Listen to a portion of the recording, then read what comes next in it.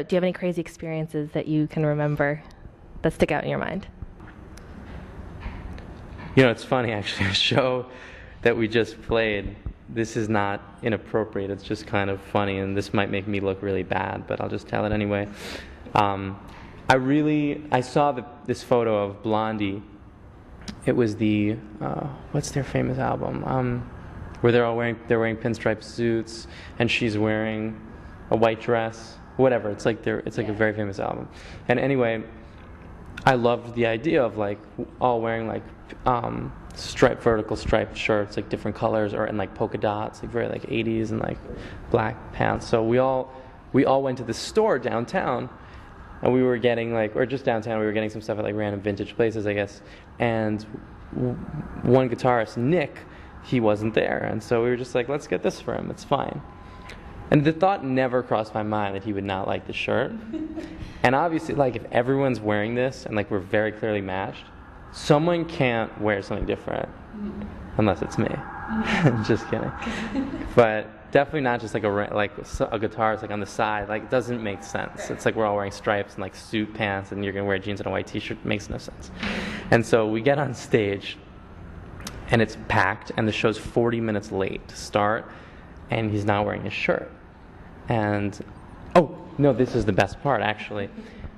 My other guitarist, Keanu, forgot his guitar at my house. Oh, gosh. Which is all the way uptown. So I get on the FDR, I'm driving like 100 miles an hour, so scary, while the lights are off in the venue. That's how close it is to starting. And we're backstage, and like, I didn't have anyone that was like, I couldn't find anybody, so I just ran out, got in the car, drove up, got the guitar, came back down. And I run through the crowd. People are clapping because I couldn't find like the backstage. It was a nightmare. I'm like hyperventilating, and I look at Nick and I'm like, "Where is your shirt?" And he's like, "Dude, I don't like that shirt. The shirt's gay. I'm not gonna wear that shirt." I was like, "What?"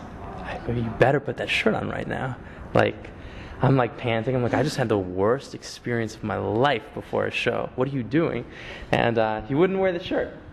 So during the show, I was so angry that I just started talking to the audience, and I was like, I am so pissed off right now that Nick won't wear his shirt. And like it made my band look like a Barbies.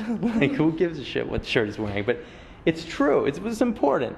And so to this day, my parents, like, every time I do something slightly, if I act in any sort of controlling manner, they're like, again, you don't learn from the Nick experience. You know, it's not up to you what people wear.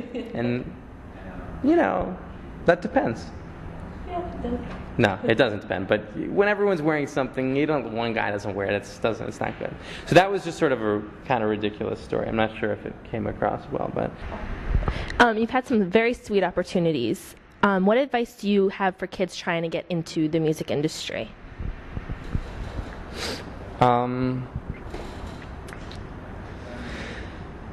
Wow. I mean, yeah, I would say today it's so hard to, I mean, look at my situation. I mean, I broke into the music industry, got an amazingly big deal at the time, was signed as a huge pop priority, and then my record label merged with another one, and now I'm an independent artist. So it's like, it's even getting signed is one of 100 steps to wanting to be a star.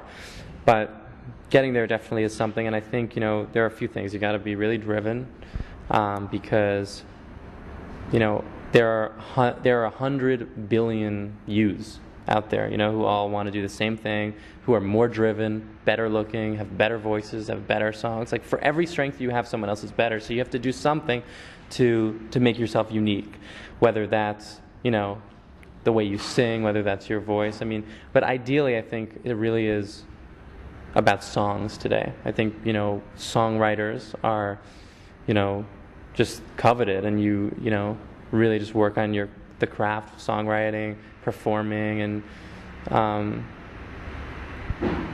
but really to stay focused. You know, if your thing is like songwriting, like write songs, write your 3 greatest songs and record them and give them to someone.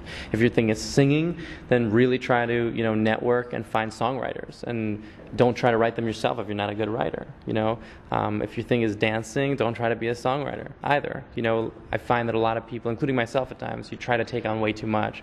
I have an acting agent, a theater agent, a manager, this, that, so many different things, and all I do is the music.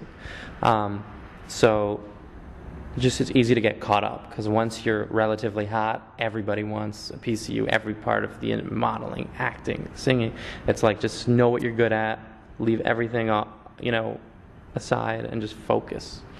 And I do think it's possible to, even though everyone says, the music business sucks today, and everything's so hard. I mean, it does suck, and it is really hard, but if you really love what you do and you really want to do it and you're driven, you can do it, I think.